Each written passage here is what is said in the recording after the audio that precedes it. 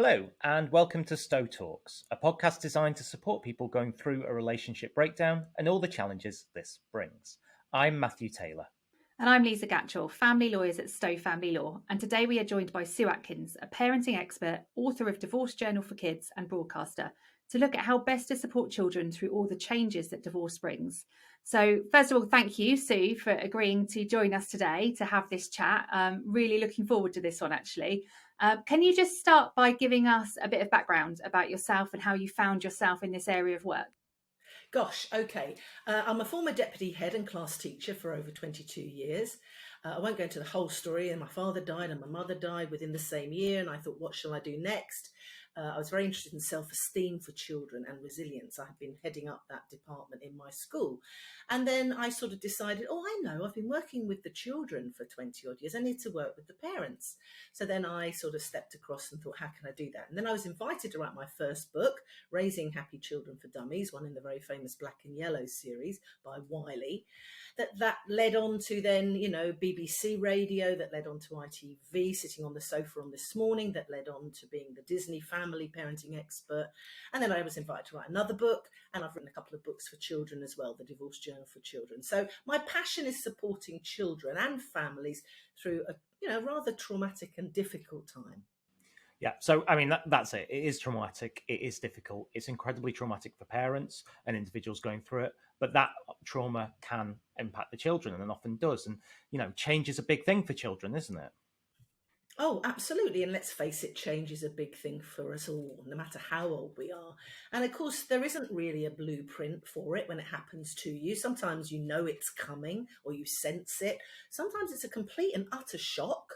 And how you handle it has a really big impact on the children. I remember talking to a parent that I was working with, and she described, this was 50 years ago, and she described exactly what she was wearing, down to her red shoes and her red cardigan, when her father and mother told her that they were getting divorced. So it really stays with you. But it can be done well. It can be done with dignity and with respect. But you do have to kind of think about it and pause to ponder what your steps are sometimes and what you're saying to the children, so you don't unduly damage them. They can come through that, this difficult time with your support, and they don't have to be damaged by it. Things change, but that doesn't mean things end.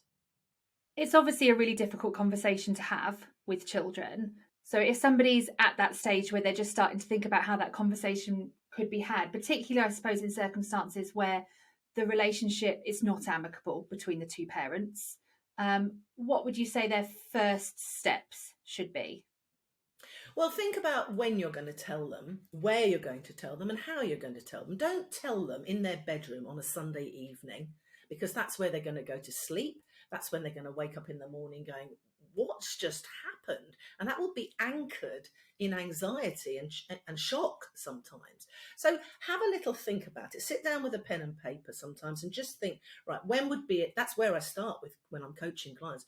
When do you want to tell them? Some says, in 2 weeks' time, it's half term. We can do it on a Friday afternoon. Then I sort of say, well, what are you going to do afterwards? Because I had a client when I don't visit people's houses, but there was a time when I went to some lady's parents' house, and the father, they told the children, he got up and left, and the children thought that was it. They thought he'd gone, and they went hysterical and over anxious.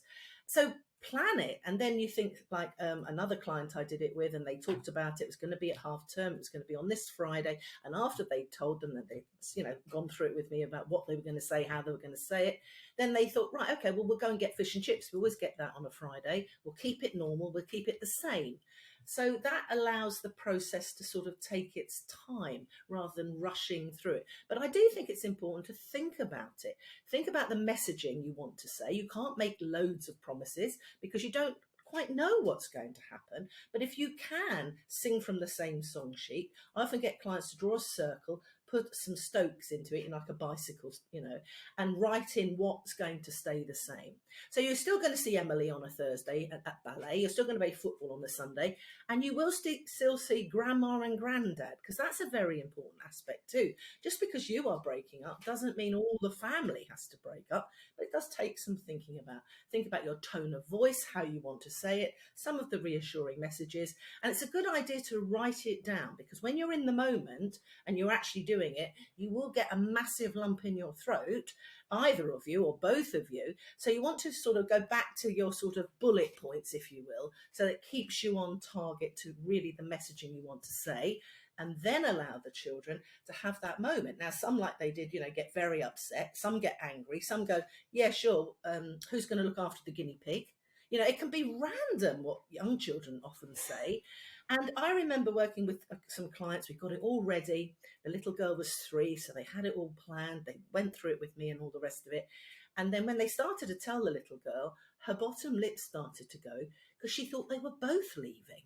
So you've got to be careful, ages and stages. And I've written about that in great detail, actually, what ages and stages and how it can affect a child. Because how you tell a 3-year-old is going to be very different to how you tell a 13-year-old.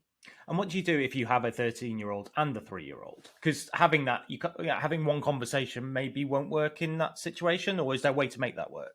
Yeah, no, I agree with you. Again, everything is bespoke when I'm working one-to-one with clients. They know their children really well. They know if there's an age gap, and it would be different with a younger child than an older one. And then you look at, well, how will you do that? When will you do it? The 3-year-old or the 5-year-old is going to be picked up from school then by grandma that day, and you're going to bring the older child back. You're going to talk and have that conversation. What messaging do you want the younger child to have, as well? Or you can do it all together. But it's very much dependent on you knowing your own children and what you think they will react like, and how you want to go through with it afterwards as well, so that you don't want one child to feel left out or excluded from the conversation. But it does depend on their personalities and their age, and of course their maturity. You were talking about, that children can become quite emotional during these conversations. I would imagine their emotions are going to go up and down quite a lot during this time. Are there any tips for parents as to how to deal with that? Yes, divorce is a process. It's not an event. And if you just get that message from this podcast, that will serve you in good stead, because it's not just one conversation as well. And it is about thinking about what you want to say to your children, how you want to handle it with them, and what you think they're able to cope with. And one of the key things, I think, is that the children are not to blame. Time and time again, children think it's their fault for some reason. Was it because I didn't get good grades? Was it because I jumped into your bed every night for 6 months when I was 4 and disrupted everybody? So you need to reassure the message very quickly is you're not to blame. The other thing is, we love you unconditionally, no matter what. Both of you will. Some things will change, some things will stay the same. So as long as children feel safe and secure, and that you're in a good place, that's the whole point, really. If you're in a good place, it's like the oxygen mask comes down on you as a parent, then you're able to take care of them. And so many parents don't think about that side of it. And some of them then start to overload too much information to their 11 or 12-year-old because they think they'll understand. That's not the right place to do that. They go off to girlfriends with a bottle of wine, or, out to the pub with mates, and they talk there. Well, if that serves you, then that's the better place to do that. You need to remember you are your child's parent, not their friend. And because everything is going wrong, or you feel it's different and you don't quite know how to cope, you will resort to different ways of doing that. So don't become their friend, and provide some reassurance to them that some things will change, some things will stay the same. But if you're in a good place, your kids will be in a good place too. And there's a couple of things you said there that really resonate with me in discussions that I have with clients. And Lisa, hopefully you'll agree. I'm sure you will. Firstly, the process point. We're always talking about this being a process, and it's not quick. It's going to be months. And when you're little, 6 months is a lifetime, and this could take 12 months, 18 months. So you've got that. What comes with that, I think, is the keeping the level of communication with your child about what's going on. And we will see cases where children are told about what's going on in court hearings, which is like a no-no, and we had that on orders saying you're not allowed to talk to children about what goes on in the proceedings. But then some parents quite honestly say to us, well, my kids want to know what's going on. They need to know what's going on in their lives. How do you strike that balance? It's quite a tricky thing to do, I think. Yes, and when I'm working with parents, that's exactly the sort of thing. We sit down quietly, calmly, not in the maelstrom of everything going on.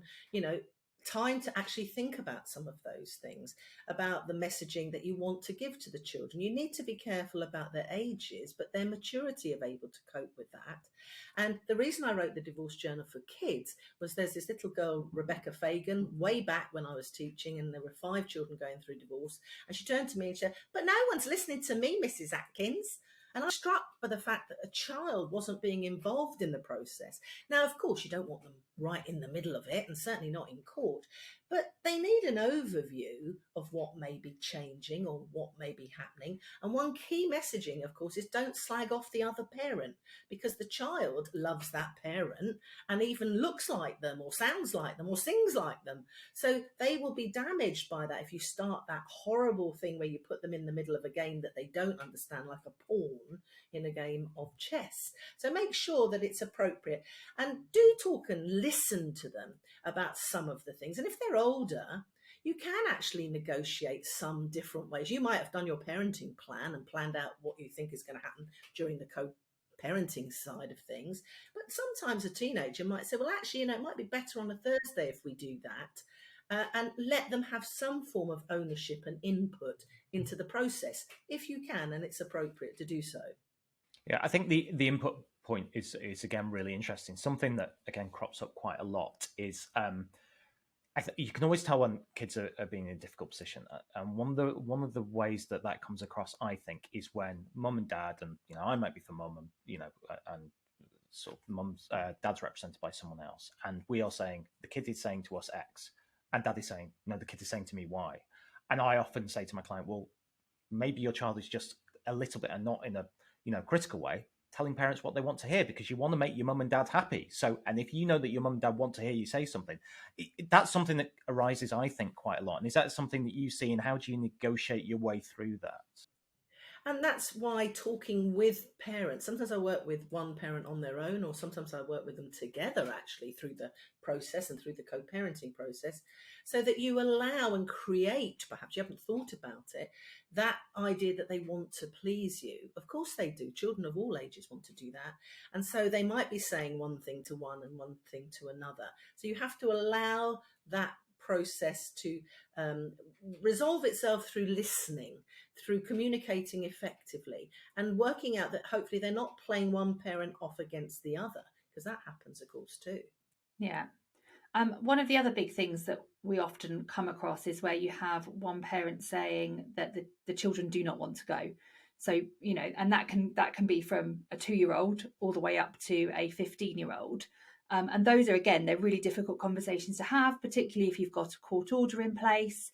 So in those circumstances, what advice would you give to parents that, on both sides, I suppose, so the parent that's there and saying their child doesn't want to go, and the other parent who is obviously very keen for that contact to take place? Yeah, I wrote a blog about that actually, because that's very, very common. But you've got to have and bear that in mind. Although your relationship has, changed and gone maybe sour, children need their fathers and they need their mothers in their lives. So they need to have that contact with them. So it's about not sledgehammering them to do it. It's about nurturing them, guiding them, and finding out perhaps what they're not enjoying about seeing their other parent. Because of course you've got a duty of care. If there is danger or alcohol or mental health or drugs or something, they don't want to go to that environment, and you don't want them to go either. But if it's just, I'm a teenager now and I don't fancy going over to mum's, or I don't fancy staying over at dad's because I want to go out with my mates, then you've got to have those conversations. You've got to find that balance, but you have got to not insist, but you have got to nurture that relationship, because it may not be great at the moment. But as you grow, change and mature, you want to have that connection with both of your parents. It's important to your well-being, and you may need that kind of help to get there. So talk and listen and chat with them about it, and don't force them, but on the other hand, don't give in too quickly for an easy life. Yeah, and sometimes there's, I think parents can unwittingly prime their kids to potentially be not want to go to contact, and there's sometimes a guilt thing. So something that comes up a lot with us is, very understandably, if a child is leaving mum to go and see dad at the weekend, and mum is saying, I'm going to really miss you this week, I'm going to really miss you, that Yes. that is natural. And of course, like if it were me with my boys, I would be thinking that. But that's a very kind of adult-centered way to look at it. So language is important, isn't it? The way we talk to children about it. Absolutely. Really important as well. And when I went through my divorce, I was very mindful. I didn't want my kids, and they were much older, they're about 18 or 19, to feel sorry for me because I was on my own now, kind of thing.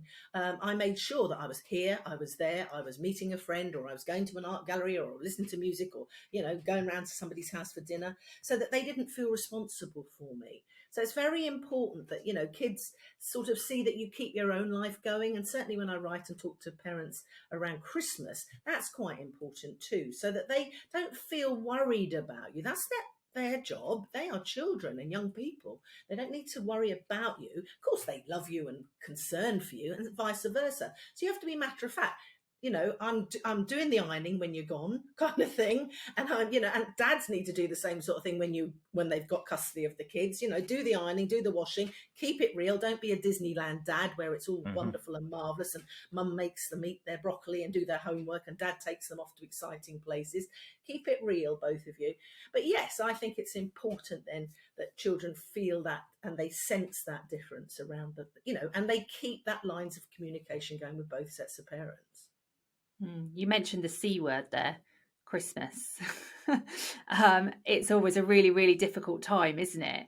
Again, I suppose, are there ways that, we talk quite a lot. I've spoken previously about the fact that my dad was in the forces. And so we had Christmas in March one year. So mum put the Christmas tree up, all the lights, all the rest of it. He hadn't been there for Christmas. We had Christmas in March. Made absolutely no difference to my brother and I that it was March and not December. But that is a really tricky time, and I think perhaps that's a time where parents can put their own emotions onto the children. How do you think it's best to deal with a time like that with children? Yeah, it's emotionally charged, isn't it? And all the adverts go on about families and eating turkey and having a wonderful time. So it just needs forward planning. I think planning it slightly ahead of the time, so you're not in that emotional heightened state, and you think about what's fair. And I tell you the important thing: put a picture or photo of the children at the centre of the table while you're just doing that with a cup of coffee, and think, what's the best thing for them? Because that shifts you away from your own stuff and think, what would work well and how could it be fair? And, kind of it's never completely fair. But so everyone then has a lovely time, and you don't anchor in sort of Christmas as being a dire time where you can't bear it and everyone's at each other's throats because they said, oh, you had her longer than I had her, and all of that stuff. So plan it ahead, and sometimes even take yourself out and about somewhere else. Go, we can travel now. There was a period where we couldn't even go on holiday, but you could take yourself off somewhere sunny, and let if it's not your turn, and be fair about it, because it's the same thing with birthdays, isn't it, and special occasions, that who's going to have the kids and how can we make it fair. So try and get it right, and you really can. I work with lots of families, and that's the area where I can be the most assistance, I suppose, because I'll ask the questions, let them find their own answers, because every family is different and unique, but you'd have then clarity, you have direction, and you have some confidence in the decisions that you make together, if you can make them together. How do you deal with it? There may be people who are listening to this thinking, well, that's all well and good, but I probably need to cooperate with my ex to do this, and she just won't cooperate with me because they are letting them stay up all night at weekends, not doing the homework. So I have to be bad cop all the time. They're like bombarding them with presents and gifts, and I just don't have the financial resources to do that. And you can see that that's having an impact on the children. How can you support children through that without criticizing the other parent? It's a really difficult balance, isn't it? It's difficult, but it's important that you do, because what you then take yourself out is into the bigger picture. So when the kids are 20 and they're describing their childhood and they're describing this time in another 10 years or whatever it might be, how do you want them to describe it? Because that's important, that you take the bigger picture. Yes, you are going to be the dragon or the witch that makes them do their homework and brush their teeth and, as I said, eat their broccoli or whatever it might be. But that's important, and they will thank you eventually. But you're not in there for brownie points, really. You're in there to raise a happy, confident, resilient, well-balanced adult. not just a child. And this is a part of that. It is enormously frustrating if they're staying up late and they're playing on their PlayStations and they're, up until 2 a.m. doing all sorts of things.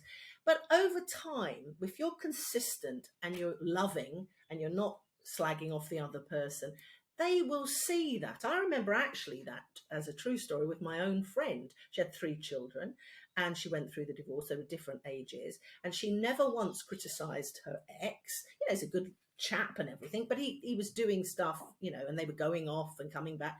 And then round about when this kid Charlie was 18, he suddenly he said something to his mum that was like, well, blah blah blah, and she went, yeah, he is like. And finally, when he was almost an adult, they could have that kind of conversation. But she never tarnished the time that they spent with their dad, because it was important and they had a good time, but it wasn't quite the same sort of rules and regulations. So that is difficult and that's very challenging. But I think if you can try and take the bigger picture, because you're doing what's best for the kids, and it won't really damage them hugely long term if they have a few late nights, I suppose, playing on stuff that they shouldn't play. But it is an important thing during the parenting plan, actually, to talk about that. I raise technology, with families and things like that, dinner times, routines, because if you can keep some of them or quite a lot of them similar, then it makes it so much easier for the children, but it also makes it so much easier for you to respect each other, because you're sort of singing from the same song sheet, even if you're apart. And what about if children are reacting really badly to the whole process, understandably, and maybe having issues at school, behaviours playing up? We can see that there's bad school reports coming, maybe there's truancy issues, school work's, less good than it was, or they start acting back badly towards you. What are the first steps to do when you sort of start to identify those sort of behaviours, or there's maybe some concerns from school? Yeah, they're hurting, aren't they? And they're not expressing it in the correct way. So my advice is connection, connection, connection. Because children spell love time, and their lives, they're angry. Perhaps they haven't processed, this happened to me when I was 10 and I'm 15 now. And, you didn't really think about it. And I'm angry that this happened. I wanted my family to stay together. So listen, ask open-ended questions, look for ordinary ways to connect, not sitting down saying, we need to talk. It's kind of walking the dogs, looking parallel, walking along, driving in the car to football training or whatever you're doing with them, so that you might then have those meaningful conversations to find out, how are they feeling? What are they trying to process? How can you support them? How can you help them? Instead of kicking off about, oh, you speak to me like this and you do that. It's about connection, and it's also about the way you speak to them too, and respect. And if you keep that whole thing going right from the beginning with your kids, then they will feel that they can talk to you, not at you, and you're not talking at them, you're listening to them and talking with them to try and get to the bottom of what's causing it, so you can not judge them, you can help them. Is there a way, children can sometimes recoil, can't they? I mean, particularly when they become teenagers. So that idea of having a connection. But I was just thinking about myself, when we get in the car and my son sits in the seat next to me, he's automatically on his phone. And if I say, let's have a chat, he's there, he's watching YouTube videos, he's not interested. And sometimes they come home and they go straight to their bedrooms. How do you, because we live in a world where there's so much technology and they do almost cut themselves off from us to a certain extent. How can we pull them out? Yeah, that's very true. And, it's like everything in life. When I work with families around technology or I'm on TV talking about it, I think it's about balance, not banning. But there got to be some boundaries. There's boundaries about when they walk to school or they go to the park. Why aren't we putting in boundaries around their media and their technology? Because they are damaging the relationship by being rude, actually, if they're on their phones all the time. I was quite lucky my children were sort of older when they started to have all of that. It is a massive problem, but it is something that you need to sort of manage too. You need to look at your own technology use. So they come out of school and, you're on your phone on Facebook and chatting, you go, hi. That's not great either. It works both ways, the role modelling around technology. But it's about creating opportunities to connect, to talk. So it's things like I've said, bike rides on a Saturday if they're a certain age. You're not going to do that at 16, are you? Oh, for goodness sake. But, say they're 10 and you fancy going out for a bike ride. Leave the phone behind, everybody, and have a lovely time. And don't force it. Let conversations happen through the memories you're creating with them, so that you are bonding with them over time. And you can't make a conversation happen, but you make opportunities like, can we sit and eat together on a Sunday? I know people are very busy, they don't always eat together every night. But if you make it an occasion, we have a film night on a Friday and we have a load of popcorn or something, or we have a takeaway on a Saturday and watch, Ant and Dec. I don't know what you're going to create as your traditions, but create them and make them different if they are, after you've divorced, because then they're special, because you are building memories all the time with your kids. And the technology doesn't have to get in the way. It can do if you let it, but put a few boundaries around it, and they won't like you for it, but you're there to be their parent, not their friend. I come back to that one again. But create those opportunities, because it's important that they don't go off to their mates and may go down a funny old path. They need to be connected to you and to family, and the wider family too, cousins and all the rest of it. So you can nurture them and guide them, but don't sledgehammer them. The kids must need an outlet as well, mustn't they? Something else, and another kind of chance to express themselves. I'm interested in your book, The Divorce Journal for Kids. Now, that clearly, I mean, maybe you can talk us through the process of how that came about, because it seems to me that what that gives them is some information, but also a chance where they can kind of express, well, this is how I feel, in this sort of journaling style. Was that a deliberate attempt at what come from your experiences of being a teacher? Absolutely. Yes, I love the idea of journaling. I've written a journal for, mums going through the process, but I wrote it for the kids because I say sort of a lot of the same sort of things. And it was to help them express, to understand their strong emotions. It's a very positive thing because it looks at, things change in life. Remember when you were a toddler and now you're a teenager, change is what we have to learn to cope with. Some change is what we want, some is surprise, some are shocks. But it's a safe place to start conversations actually as well. Kids can work through it on their own in different orders, but also it can be, if you're working with mum, you get conversations started because of this, and you have laughs about photographs and memories, as well as talking about perhaps the difficult times that you're going through. Same thing, dad can have the journal if he wants, and the kids are dipping out of it.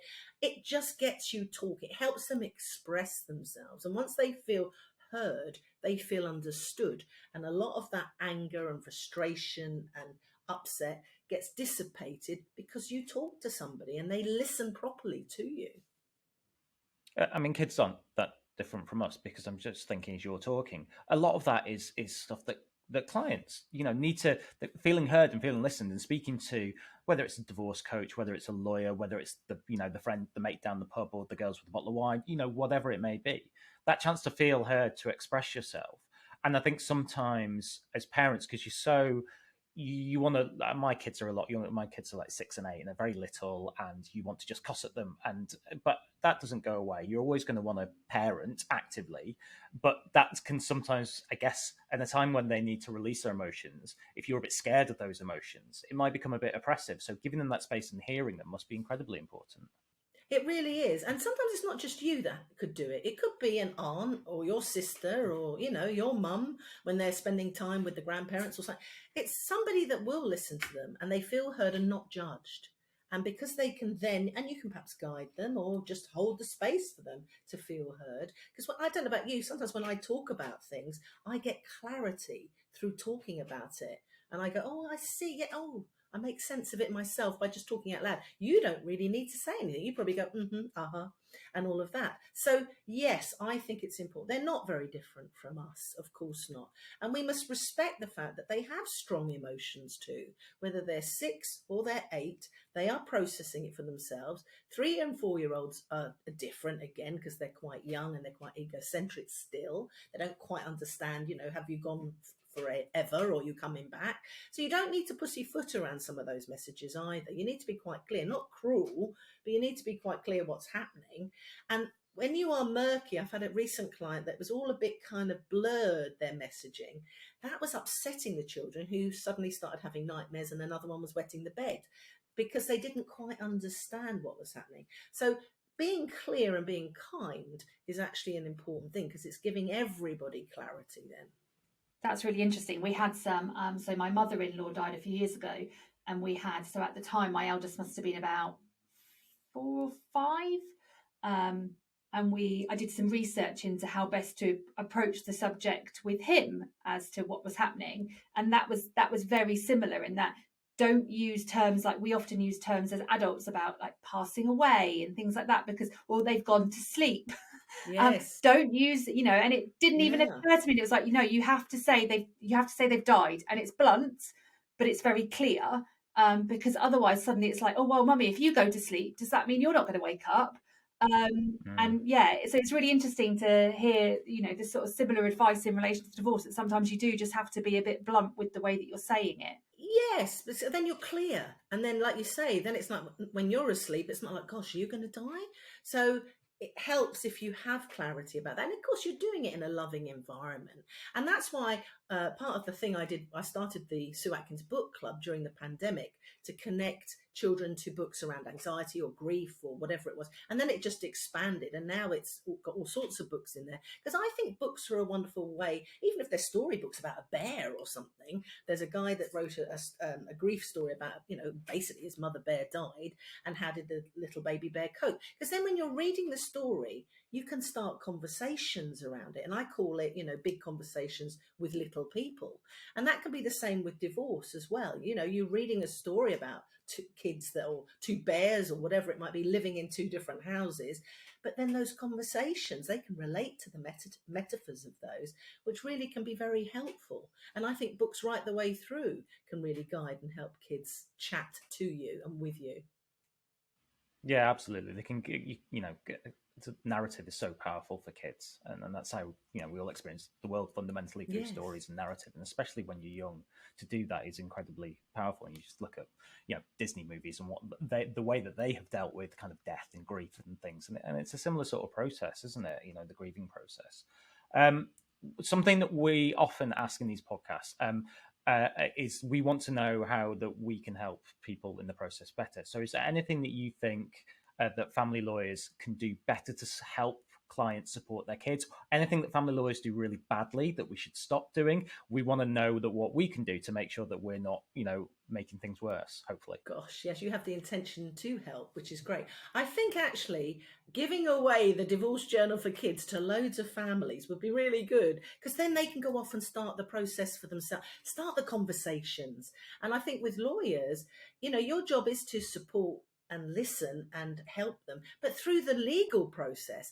And it's not appropriate and I think this is the message to parents, it's not appropriate to be offloading their emotional stuff to you, taking up all your time, and you're not necessarily trained in that area. So we're all part No, we're terrible at it. Oh, well, not all of you, but we're all part of the jigsaw is what I'm trying to say here. So if we've all got the intention to help you, so go and get pension advice that's what I did when I went through it as well, because I realised that one of my friends hadn't done that and she got sort of stitched up. So sort out your pension, sort out your legal, sort out your emotional, find the right people that you feel you know, like and trust, that can support you on this journey. I see myself almost like bicycle, like the stabilizers on a bicycle, because you start off with me for say 6 or 8 weeks or whatever you want it to be, and then you ride off because I've empowered you with new ideas, different strategies, ways of talking. So I think lawyers, they really have that good intention to make it holistic. And I think in particular, your company does that, because that's so important. Because the messaging sometimes I get from parents when they say, well, where do I start looking for a lawyer? And they go, well, you know what it's like. The clock ticks as soon as you ring them. And there's that kind of going on. The money is so important because you don't know where it's coming from when you go through a divorce to start with. So it is important to invest in a good lawyer that matches your ethos, that you feel you can trust. It's a good idea to go and find the emotional support that you need through this, because the decisions you're making, as you know, as lawyers now, are impacting you immediately, but they're also impacting on your short term, your medium term, and your very long term. What happens in your life, where you live, what directory you go into. So get it right and get the right support. That's the important thing for me, for the listeners. we, advocate going and getting that support because, I joke and say we're terrible. I like to think that we're good at doing the emotional support, but it's not what we're here for. We're not, it's not the ideal way to do it. So that's why people like you and other divorce coaches that we speak to are so important. So perhaps we could finish if there's I suppose we like leaving on a sort of upbeat note, yes. and like trying to leave something. Yeah, and I think there's been a lot of really positive stuff and really useful stuff, and honestly, some stuff I'll probably do with my kids. And I know I could put down the phone and be a bit more, time conscious with them. That's for sure. But if there's sort of one or two things that you'd like anyone listening to this who's going through whatever part of the divorce process or is considering it in the near future, what are the sort of the main messages you'd like to leave them with as practical things they can? Well, realise that it's a process, not event, that we've said before. There are 7 stages I think you go through. I based my writing on the Kubler-Ross, which was death and dying, which is pretty similar, denial, then you get anger, and then you get sort of it's all muddled up where you go through, and they get to acceptance. But you do, in divorce, come to a point where you do rise again like the phoenix. You do turn the corner, and it may take as long as it takes. And the other message I'd like people to listen to and get is any major life change, whether it's divorce, bereavement, or redundancy, takes between 18 months and 2 years to emotionally process. We talk about the law, taking its time, but actually your emotional journey, and it's not linear. It's not like a broken arm. It's fixed in 6 weeks. It could be 3 steps forward and 5 steps back. And that's okay. And make sure that you get the support that you need emotionally, financially, as well as all the other aspects of the divorce to make those decisions from a good place. Don't make them from a distressed place or an angry place, and keep the bigger picture. And you can come through this, and your children don't have to be damaged by it, and you can have a good relationship with your ex. It takes time. You're not going to get there immediately, not in 3 weeks, oh, isn't it lovely? But over time, if you have the intention, you can co-parent really well, and your children will grow up to be really, really nice adults. That's great. There's some really great advice there, and we are really grateful that you're able to come on today and have a chat to us, because I think that's going to be really helpful for anyone that's listening. So that's it for this episode of Stowe Talks. Thanks for listening. You can find out more about the work that Sue does at www.sueatkinsparentingcoach.com. If you would like more information on our podcasts, head over to stowetalks.co.uk, and please rate, like, share and review this podcast where you can.